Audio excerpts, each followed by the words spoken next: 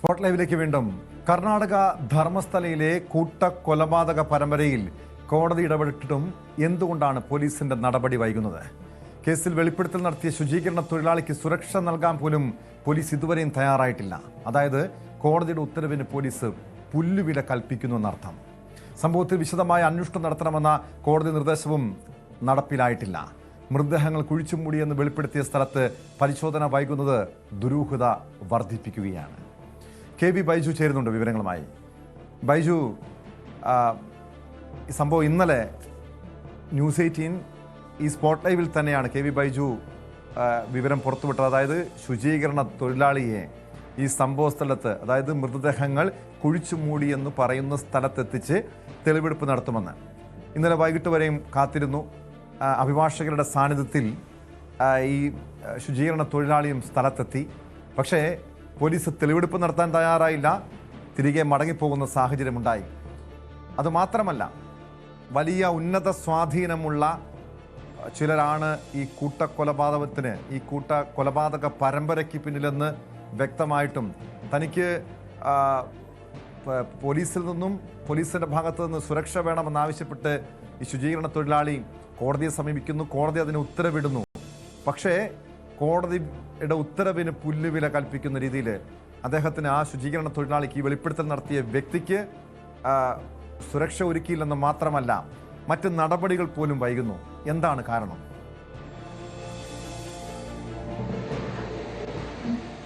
ടോമേ, ഈ വളരെ പ്രധാനപ്പെട്ട ഈ കേസിലെ നിർണായകമായ തെളിവ് നൽകാവുന്ന ഒരു സാക്ഷിയാണ് ഇദ്ദേഹം, ഈ ശുചീകരണ തൊഴിലാളി. പക്ഷേ ഇദ്ദേഹം ആദ്യം തന്നെ ഈ കാര്യങ്ങൾ തുറന്നു പറയുമ്പോൾ തന്നെ അദ്ദേഹം പറഞ്ഞത് തന്റെ കുടുംബത്തിനും തനിക്കും സുരക്ഷ ഏർപ്പെടുത്തണമെന്നാണ്. അങ്ങനെ കോടതിയുടെ ആ ഉറപ്പിന്മേലാണ് ഇത്തരത്തിലുള്ള രഹസ്യമൊഴി അദ്ദേഹം നൽകുന്നത്.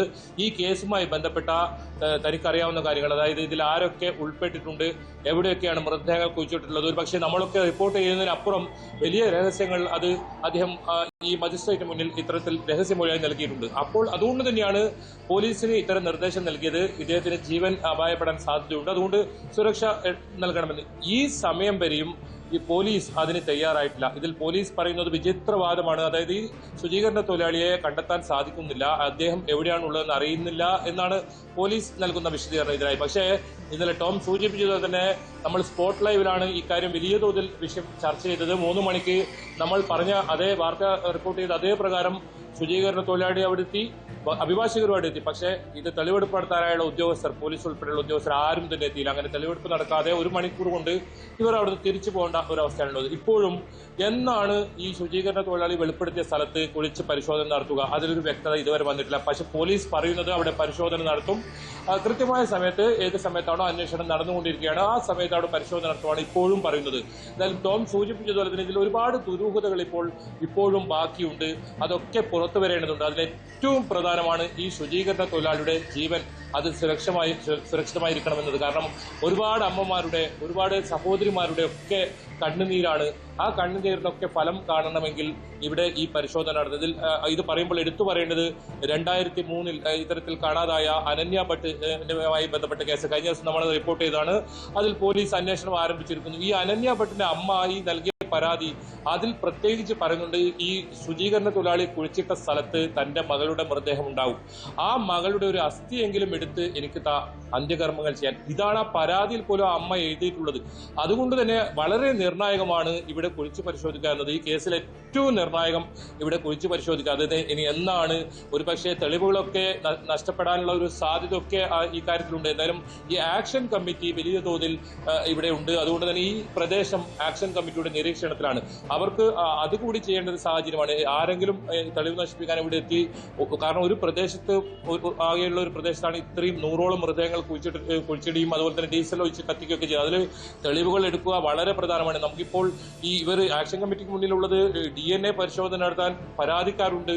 അവരുടെ അവർക്കൊരു ഉറപ്പുണ്ട്. അതായത് ഇവർ പറയുന്നതിന് സാമ്യമുള്ള ഒരാളെ, ഈ ശുചീകരണ തൊഴിലാളി, ഇത് പുറത്ത് ഇതുവരെ വിടാത്തൊരു വാർത്തയാണ്. അതായത് ഈ അനന്യ ഭട്ട്, കാണാതായ അനന്യ ഭട്ടിന് സാമ്യമുള്ള ഒരാളെ ഈ ശുചീകരണ തൊഴിലാളി ഇവിടെ കുഴിച്ചിട്ടു എന്ന് പറയപ്പെടുന്നുണ്ട്. ആ സ്ഥലം അദ്ദേഹത്തിന് കൃത്യമായി അറിയാം. അങ്ങനെയാണെങ്കിൽ ആ മൃതദേഹം പുറത്തെടുക്കുകയാണെങ്കിൽ ഈ കേസിൽ വലിയ തുമ്മുണ്ടാകും. ഇതിലെ ആരൊക്കെയാണോ ഇതിന് പിന്നിൽ ഉണ്ടായത് അവരിലേക്ക് ഒക്കെ എത്താൻ സാധിക്കും.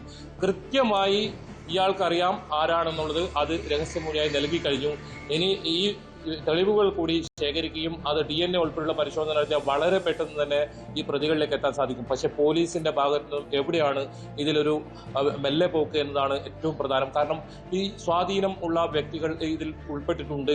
അവർ ഈ കേസിൽ ഇപ്പോഴും ഇടപെടുന്നുണ്ടോ? അത്ര സംശയങ്ങളൊക്കെ വരുന്നുണ്ട്. ഏതായാലും വലിയ തോതിലുള്ള ഇവർക്ക് ഈ ആക്ഷൻ കമ്മിറ്റിക്ക് പിന്തുണയുമായി നിരവധി ആളുകൾ ഇപ്പൊ രംഗത്തെത്തുന്നുണ്ട്. അല്പസമയം മുമ്പ് ബാംഗ്ലൂരിൽ ഒരു വാർത്താ സമ്മേളനം നടന്നിട്ടുണ്ട്. ഇവിടെ ബൈജു നേരത്തെ സൂചിപ്പിച്ചത് ഈ ആക്ഷൻ കമ്മിറ്റിക്കപ്പുറം മറ്റ് ആരും ഇതിനു വേണ്ടി ഒരു മുന്നോട്ട് വരുന്നില്ല.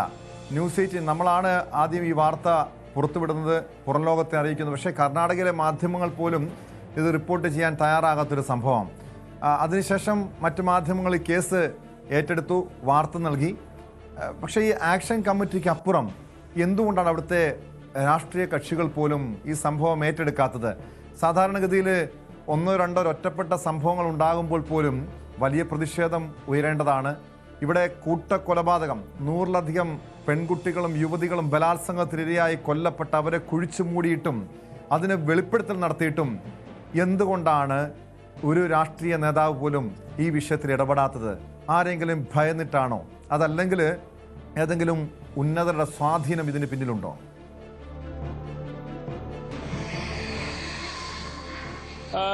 തീർച്ചയായും ഉന്നത സ്വാധീനമുള്ള വ്യക്തികൾ തന്നെയാണ് ഇതിന് പിന്നിലെന്നാണ് ആക്ഷൻ കമ്മിറ്റി ആദ്യം മുതൽ തന്നെ ആരോപണം ഉന്നയിക്കുന്നത്. അതല്ലെങ്കിൽ 40 വർഷം എങ്ങനെയാണ് ഇത്രയും ഒരു കൊടും ക്രൂരകൃത്യം ചെയ്ത് അവർക്ക് ഇവിടെ തന്നെ ജീവിക്കാൻ സാധിക്കുന്നത്? അത് വലിയ തോതിലുള്ള പണം ഇതിന് പിന്നിൽ ഒഴുക്കുന്ന ഉന്നത സ്വാധീനമുള്ള വ്യക്തികൾ ഇതിന് പുറകിലുണ്ട്.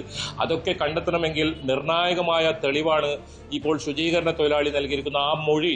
അതനുസരിച്ചുള്ള ഒരു പരിശോധന ഉണ്ടായാൽ മാത്രമേ ഈ കേസിൽ ഏതെങ്കിലും തരത്തിൽ മുന്നോട്ട് പോകാൻ കഴിയുമെന്ന ഒരു സാഹചര്യം ചോദിച്ചതിൽ ഒരു കാര്യമുണ്ട്. അതായത് ഒരുപാട് ആളുകൾ ഇവർക്ക് പിന്തുണയുമായി എത്തുന്നുണ്ട്. അത് നമ്മുടെ കമന്റ് ബോക്സിൽ നിന്ന് നോക്കിയാൽ തന്നെ നമുക്ക് കാണാം.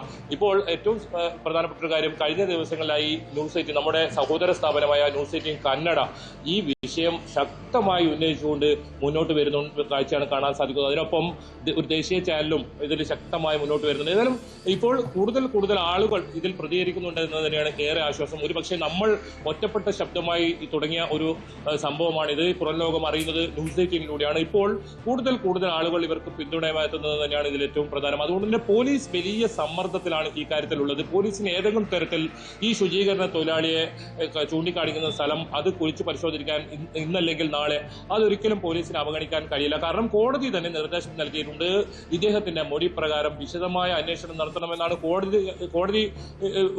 കോടതിയുടെ നിർദ്ദേശം. ഏതായാലും ഇപ്പോൾ നമുക്ക് ഏറ്റവും പുതുതായി നൽകാൻ കഴിയുന്ന വിവരം, അഭിഭാഷകർ ഇപ്പോൾ കോടതിയെ വീണ്ടും സമീപിക്കുകയാണ്. ഒന്ന്, ഏറ്റവും പ്രധാനം നമ്മൾ ആദ്യം ചൂണ്ടിക്കാട്ടിയ ഈ ശുചീകരണ തൊഴിലാളിക്ക് സംരക്ഷണം തന്നെയാണ്. അദ്ദേഹത്തിന്റെ സുരക്ഷ ഒരുക്കാൻ പോലീസിന് നിർദ്ദേശിച്ചിട്ടും അത് കോടതി ലക്ഷ്യ നടപടികളിലേക്ക് ഇപ്പോൾ എന്തായാലും